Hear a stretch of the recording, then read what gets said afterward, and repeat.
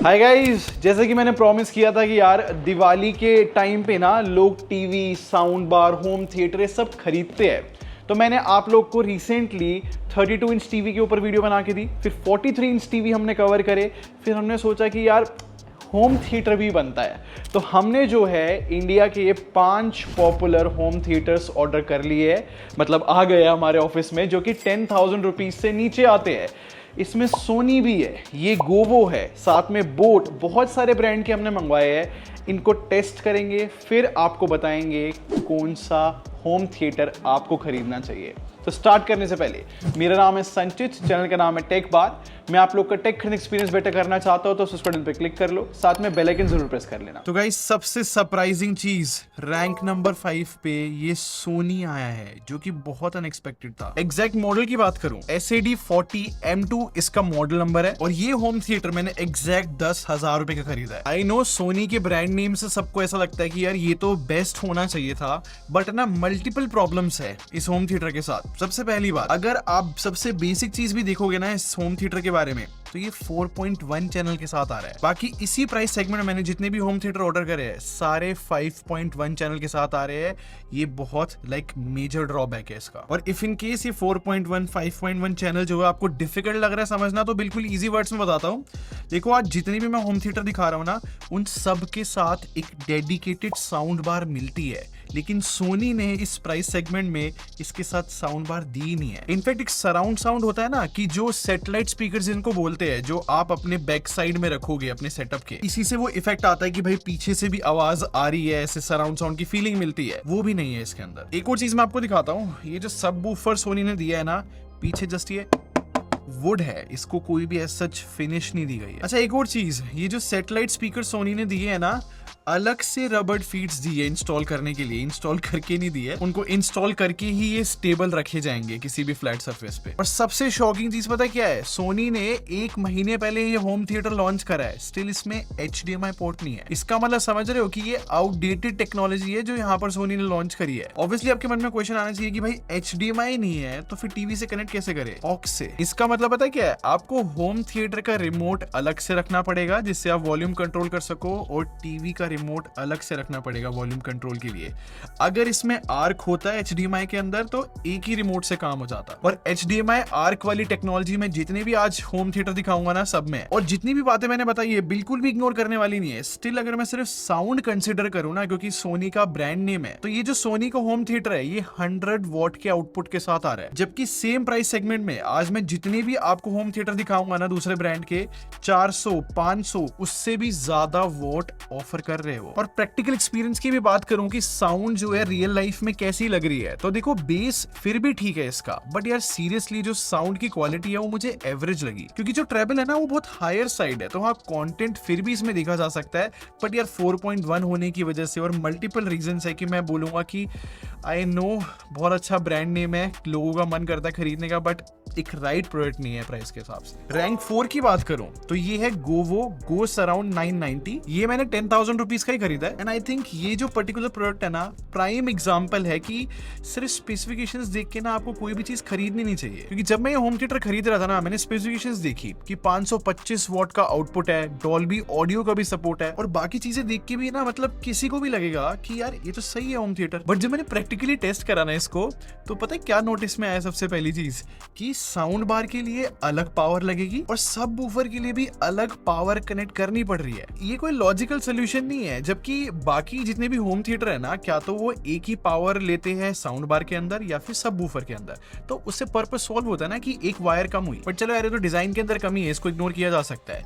देखो, सबसे मेन चीज साउंड होती है ना किसी भी होम थिएटर की। अब इसमें प्रॉब्लम ये है कि इसको ना फुल वॉल्यूम पे कोई नहीं सुन सकता भाई। ऐसा मुझे लगता है कि कानों में ना इतनी ज्यादा चुभती है आवाज कि वो साउंड क्वालिटी फील नहीं होती। और अगर आप 10,000 रुपए पे कर रहे हो इस चीज के लिए जिसमें हायर फ्रीक्वेंसी कंट्रोल ही नहीं है, ट्रेबल इतने हाई है, तो आई थिंक वो एक राइट चीज नहीं रहती। इनफैक्ट एक और चीज मुझे याद आई कि मैं ना टेस्टिंग के लिए गाना सुन रहा था इसके अंदर, और मैक्सिमम वॉल्यूम भी नहीं थी, लाइक मिड पे होगी वॉल्यूम, स्टिल पीछे वाले जो राइट स्पीकर था ना उससे क्रैकलिंग साउंड आ रही थी, तो वो भी एक नोटिस करने वाली चीज थी। तो सिंपल सी बात है, नॉट रिकमेंडेड। और मैं ये भी आपको एडवाइस करूंगा कि अगर आप कोई भी प्रोडक्ट खरीदते हो ना, तो देखा करो कि जेन्युइन रिव्यू अवेलेबल है, कोई एक्सपीरियंस बंदा उसको रिव्यू कर रहा है, रिव्यू देख के लेने में ही समझदारी रहती है आई थिंक। अब रैंक 3 की बात करते हैं यार, और आई थिंक ये एक इंटरेस्टिंग होम थिएटर है और ये है बोट की तरफ से। इसका एग्जैक्ट नाम मैं स्क्रीन पे लिख रहा हूँ और ये 10,000 रुपीज का मैंने खरीदा है। अब मैंने जब भी वीडियोस बनाई है ना किसी भी ऑडियो प्रोडक्ट के ऊपर, तो लोगों को बोट के प्रोडक्ट्स पसंद आते हैं। तो हाँ भाई, बोट का ब्रांड नेम मिल रहा है, ये चीज बहुत सही है।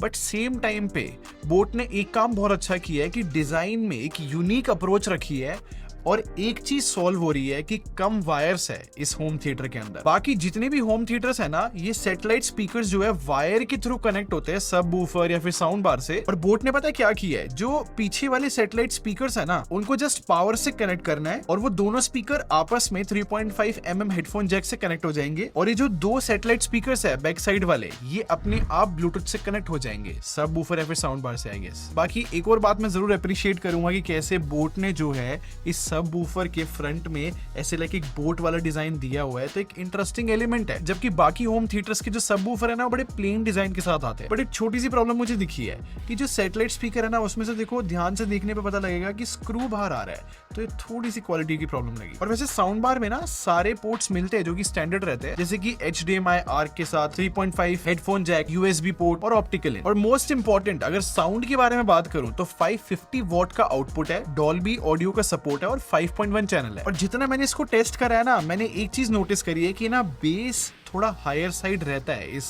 होम थिएटर में। अब हेवी बेस जो है आपको अच्छा लगेगा अगर आप कोई डांस वाला म्यूजिक सुन रहे हो, तो मतलब उसमें तो सही रहता है। बट अगर आपको ऐसा कंटेंट देख रहे हो जिसमें डायलॉग्स इंपॉर्टेंट है, वहां पर ना थोड़ा हेवी बेस दिक्कत देता है, क्योंकि जब कंटेंट में वोकल्स आते हैं ना, तो उसमें एक थोड़ी बूमी या फिर बेसी साउंड हो जाती है। और अगर मैं टॉप 2 होम थिएटर से कंपेयर करूं जो मैं बताने वाला हूं, तो मैं बोलूंगा इसकी जो साउंड की लाउडनेस है ना, वो थोड़ी और हो सकती थी। बट स्टिल ये होम थिएटर मैं रिकमेंड कर सकता हूं भाई इजिली। अगर आपको बेस चाहिए हो तो आप इसको 100% चेकआउट कर लेना। अब रैंक 2 की बात करूं तो यार बहुत प्रीमियम दिख रहा है ये। वैसे ये है मीवी फोर्ट Q700D। ये मैंने 10,000 रुपए का खरीदा है और मेरे हिसाब से यार मीवी ने डिजाइन में बहुत ही अच्छा काम कर दिया है। मतलब एक तो इस साउंड बार का जो टॉप वाला पार्ट है ना, जो ग्रिल है, ये काफी प्रीमियम लग रही है। इनफैक्ट साउंड बार के लेफ्ट और राइट वाली साइड भी ना जो सिल्वर फिनिश है, ये भी काफी अच्छा लग रहा है। और इंटरेस्टिंग बात ये है कि जो रैंक 1 पे होम थिएटर है ना, उससे बेटर डिजाइन है इसका। बट अजीब बात पता है क्या है, इतना प्रीमियम डिजाइन दे दिया मीवी ने,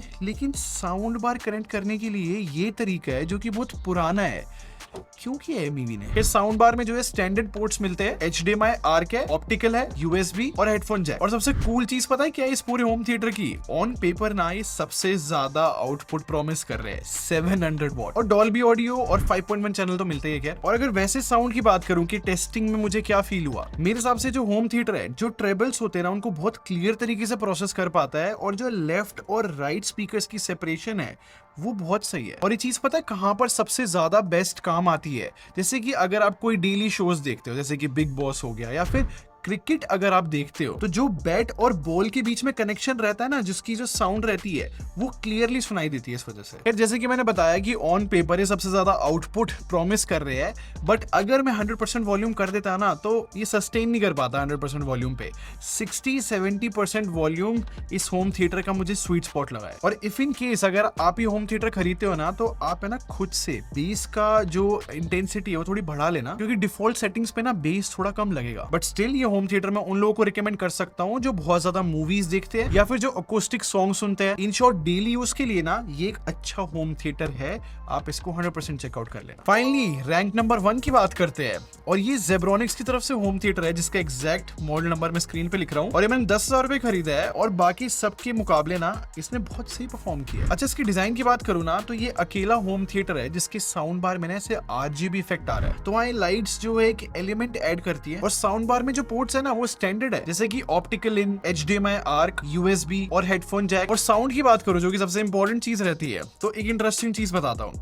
अभी जो होम थिएटर है ना 400 वॉट आउटपुट के साथ आता है। अब जो रैंक नंबर 2 वाला होम थिएटर था ना, वो 700 वॉट के साथ आता है। किसी को भी लगेगा ना कि भाई 700 वॉट वाला जो है सबसे ज्यादा लाउड और अच्छा साउंड करेगा। और ये जेब्रॉनिक्स वाला होम थिएटर इसका बेस्ट एग्जांपल है कि सिर्फ है ना ऑन पेपर स्पेक्स, जैसे कि आउटपुट आप देखते हो कितने वॉट का है, ये सब कुछ नहीं बता बता सकता। ऑडियो क्वालिटी तो भाई सुन के या फिर टेस्ट करके पता लगती है, और साउंड क्वालिटी का मतलब पता है क्या है? जब मैं इसको टेस्ट कर रहा था ना और मैं कोई भी कंटेंट देख रहा था, एक एटमॉस्फेयर बिल्ड हो रहा था, इतनी सही ऑडियो क्वालिटी थी। फॉर एग्जांपल मैं कोई एक ऐसी मूवी देख रहा हूँ जिसके अंदर बहुत ज्यादा एक्शन आ गया है, तो वो कियोस है ना, फील होना चाहिए। या फिर मैं कोई हॉरर मूवी देख रहा हूँ तो वो एक टेंशन बिल्डअप होती है ना, वो होनी चाहिए भाई होम थिएटर में, तो वो ये कर पा रहा है। बट कमी की बात करूं तो ये होम थिएटर जो है ना मैक्स 40 वॉल्यूम तक जाता है, बट पूरी 40 वॉल्यूम मत करना क्योंकि बहुत डिस्टॉर्शन आ सकती है। तो 32 या 33 वॉल्यूम मुझे सही लगी इसकी, और बैलेंस तरीके से साउंड कर रहा है और लाउडनेस भी ठीक है इतने वॉल्यूम पे भी। और एक और चीज मैं हाईलाइट करना चाहूंगा, अब हो सकता है कि भाई ये सिर्फ मेरी यूनिट में हो,